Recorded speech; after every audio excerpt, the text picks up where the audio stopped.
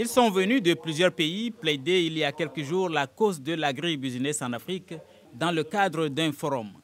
Les acteurs estiment qu'en investissant dans ce secteur par le renforcement des compétences, il y aurait moins de chômage.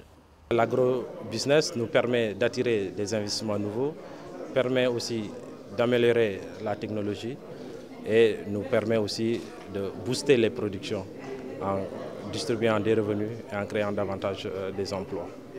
Cependant, certains activistes sont contre ce type d'agriculture. Parmi eux, ce paysan sénégalais, Djeri Gueye. Nous l'avons rencontré à Keur-Massar, à 25 km de Dakar, la capitale. Si l'agrobusiness égale venir contractualiser avec les agriculteurs familiaux, faire des contrats de production, les acheter à de meilleurs prix, leur laisser les terres, là nous militons pour ce type d'agrobusiness.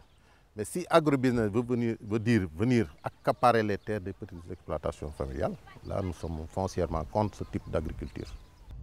De son exploitation d'environ 4 hectares, il tire ses revenus, mais aussi de quoi nourrir la famille, notamment des produits maraîchers.